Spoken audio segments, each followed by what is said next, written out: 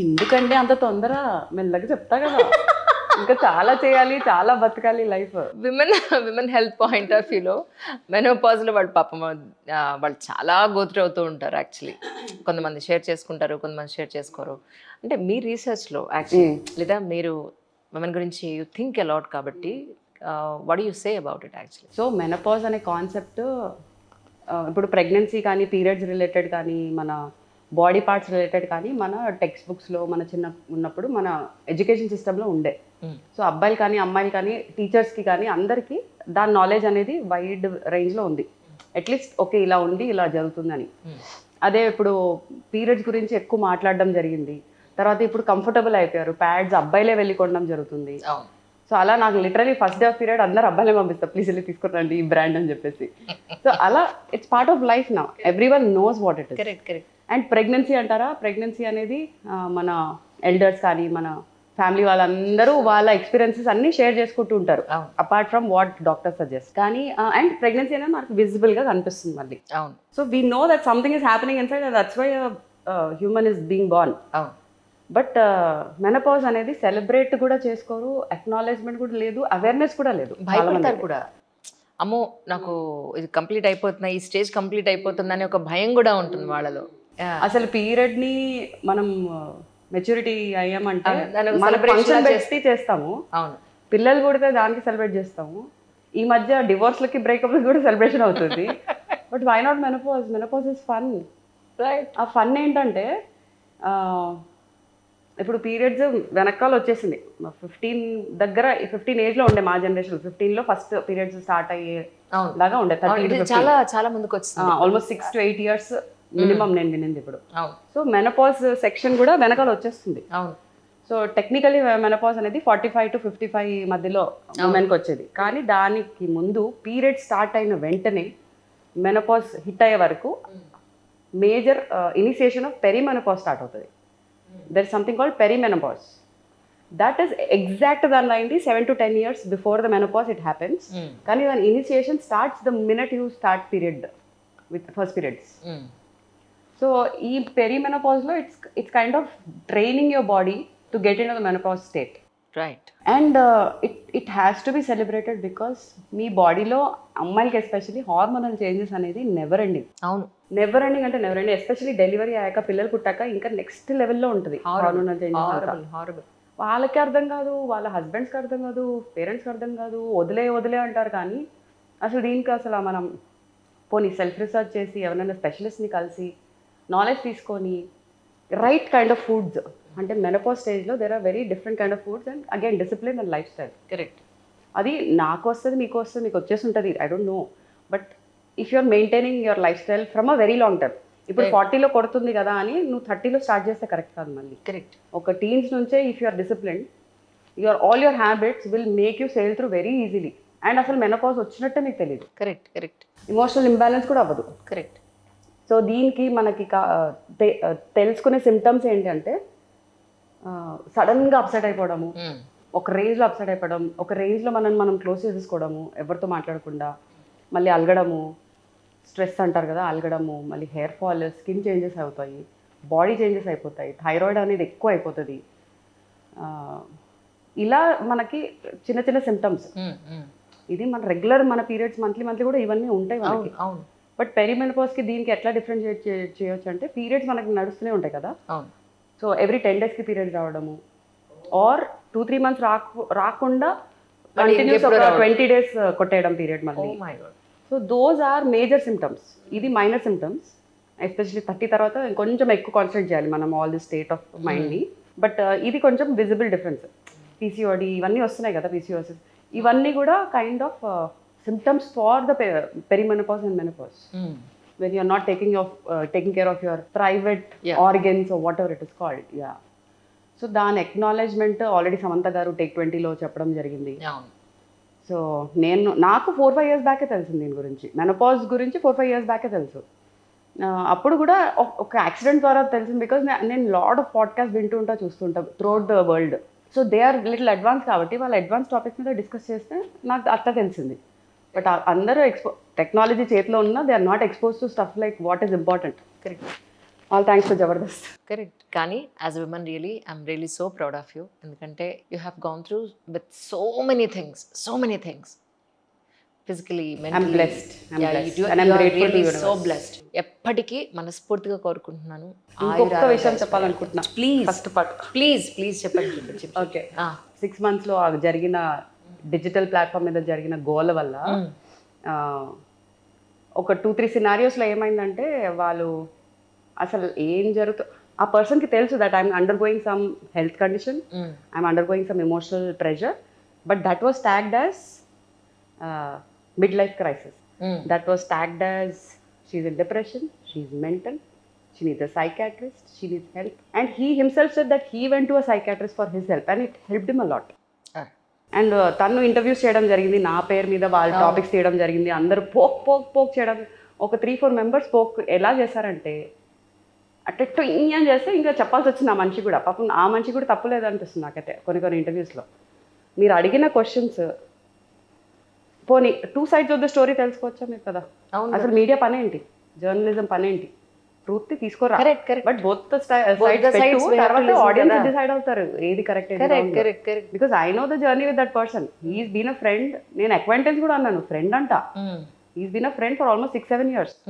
So if he really had the courtesy to be a co-human, he could have solved it. He only said, నువ్వు Insta live చేసుకుంటావు కదా పిచ్చిదానిలాగా ఊరికే మొత్తం industry నేను అన్నా అంత పాపులరా నేను మొత్తం ఇండస్ట్రీ మాట్లాడుకోవడానికి అన్నా. ఇన్స్టా లైవ్లో వచ్చి చూసుకుంటా నిన్ను అని చెప్పి, సరే రా ఇన్స్టా లైవ్కి అంటే రాలేదు సార్. అప్పటి నుంచి అత్తపత్తలేదు. అందుకే నేను తను స్క్రీన్ షాట్ తీసి రీల్ చేసి పెట్టడం జరిగింది తప్ప నాకు ఒక్క నైపేసి వచ్చేది లేదండి. సో దాంట్లో కింద కమెంట్స్ నా ఫాలోవర్స్ తన ఫాలోవర్స్, బికాస్ తను యాక్సెప్ట్ చేశాడో కొలాబరేషన్ మరి ఏంటో నాకు గుర్తులేదు, కానీ అందరు అమ్మాయిలు భయ్యా మేము కన్వర్జేషన్ చదివినాం భయ్యా, అసలు ఆమె మెంటల్, ఆమె పిచ్చి, అసలు ఏముంది అంత బాగానే మాట్లాడావు కదా నువ్వు, ఒక అవార్డు వచ్చిందని చెప్పడం జరిగితే నువ్వు కంగ్రాట్స్ చెప్పి కామ్గా ఉండు, లేకపోతే ఇగ్నోర్ చెయ్యి. కంగ్రాట్స్ నేను ఎప్పుడు వినలే, ఆయన అమ్మాయిలకు వస్తే మాకేంటి, అబ్బాయిలకు ఉంటే కదా నాకు తెలుస్తుంది, ఇక రోజుకి ఒక్కొక్క అవార్డు వస్తుంది, ఎవరు కావాలి నీ సోది. అప్పటికి నేను కౌంటర్ బ్యాక్ చేయలేదు తనకి.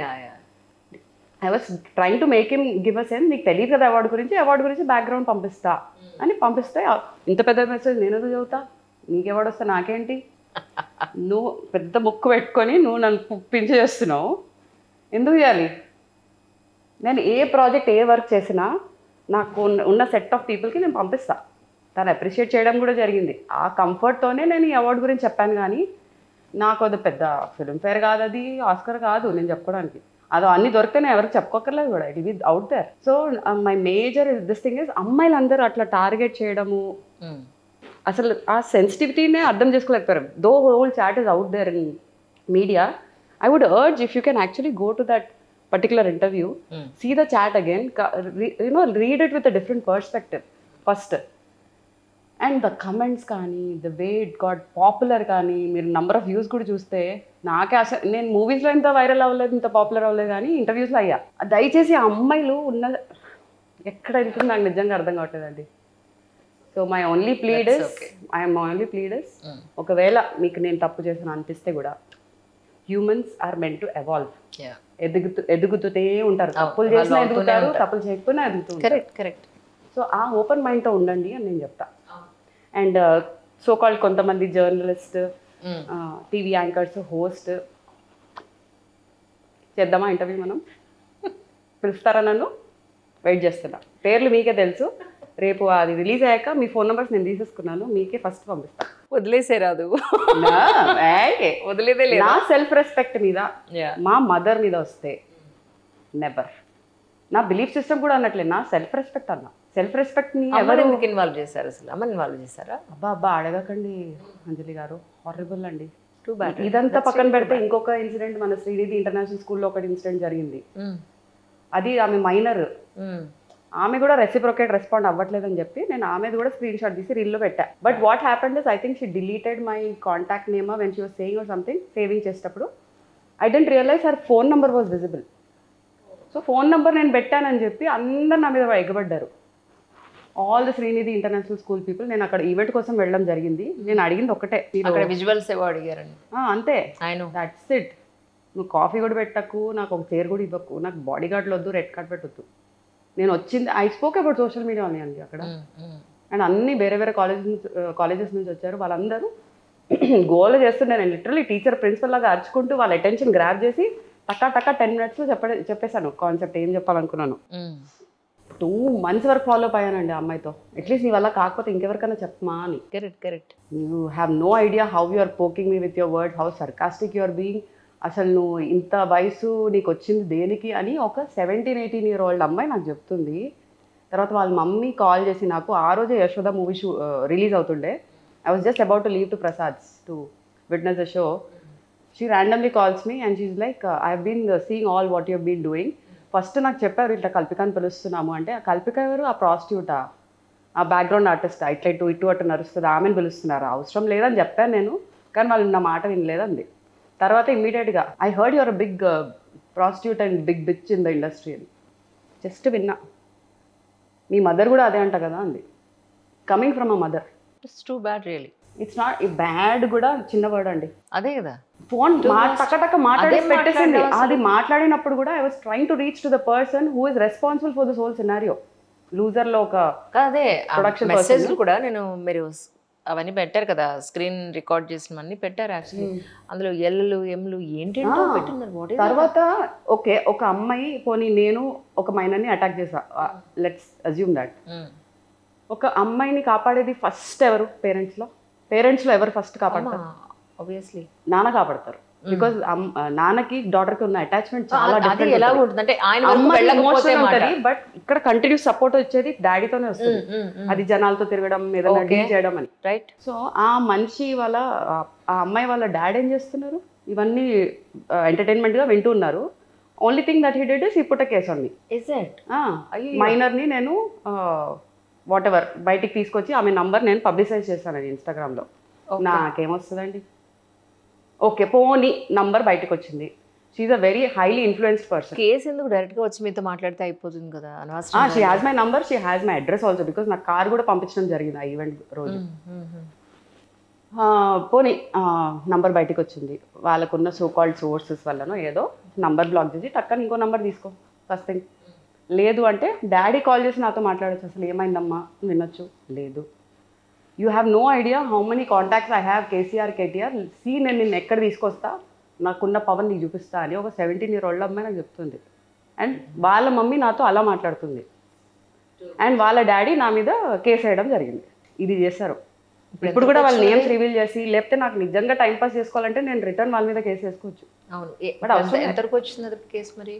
ఏమో అదొక పెద్ద కన్ఫ్యూజన్. నాకు ఒక మిస్టరీ, నా పేరులాగే మిస్టరీ అది. ఏంటి 3-4 times పోలీస్ వాళ్ళ ఇంటికి రావడం జరిగింది. First time they came in uniform. అసలు అమ్మాయి ఇంటికి వస్తే నువ్వు యూనిఫామ్లో రావద్దు. వచ్చినా you have to get the case file sheet తీసుకొని రావాలి, నువ్వు ఫోన్లో చూపించద్దు. సెకండ్ టైం వచ్చారు, ఒక అబ్బాయి ఒక అమ్మాయి వచ్చారు. నేను ఇట్లా ఫిజియోథెరపీకి వెళ్తున్నా, వచ్చాక నన్ను తీసుకెళ్ళండి, మీరు ఏ ఎంక్వైరీ చేయాలన్నా వార్నింగ్ ఇవ్వాలనుకున్నా వచ్చి తీసుకెళ్ళంటే లేదు ఇప్పుడే రావాలి. నేను నడవలేకపోతున్నా, నీకు అర్థం కావట్లేదు, పోనీ నువ్వు నాతో పాటు ఫిజియోథెరపిస్ట్కి రా, అక్కడ నుంచి నన్ను తీసుకెళ్ళు. లేదు ఇప్పుడే తీసుకెళ్తాం. అయ్యో, చెప్పుకుంటూ పోతే చెప్పా కదండి, మొత్తం లైఫ్ కూడా సరిపోదు, అన్ని జరిగాయి నాకు, అన్ని జరిగాయి. సో ఆ సిస్టమ్ ఆఫ్ పోలీస్ మీద కూడా నాకు ట్రస్ట్ పోయిందండి. నాకు జరిగే ఈ సో కాల్డ్ డ్రామా జరిగినప్పుడు సైబరాబాద్ కాంటాక్ట్స్ తీసుకోవడం జరిగింది. గూగుల్ నుంచి, వీళ్ళు వాళ్ళ దగ్గర నుంచి వాళ్ళ ఇన్స్టా ఐడీస్, ట్విట్టర్ ఐడీస్ తీసుకొని మళ్ళీ ట్యాగ్ చేయడం జరిగింది. కవిత కల్వకుంట్ల గారిని కూడా ట్యాగ్ చేశా. బట్ రీచబిలిటీ ఉండదు because of their own things. Twitter, Insta వాళ్ళని కూడా ట్యాగ్ చేస్తా బాగా, because they created this platform for what, to bring awareness, right? So అన్నీ చేసిన తర్వాత ఐఎమ్ లైక్ వేర్ సిస్టమే మొత్తం మటాష్ ఉంది, ఇంకా మనం ఏమీ చేయలేము. సో వాళ్ళు నిజాయితీ బయటకు వస్తే చాలు, అది కూడా కష్టం. సో ఇంకా వాళ్ళు వార్న్ చేయడం జరిగింది. అవన్నీ murder, they wanted to kill me అని కూడా థ్రెట్స్ వచ్చింది. ఏం చేశానని ఫోన్ నెంబర్ బయట పెడితే నువ్వు నన్ను చంపేస్తావా, నువ్వు నన్ను చంపితే నేను చూసుకుంటూ కూర్చుంటారా. Oh my God.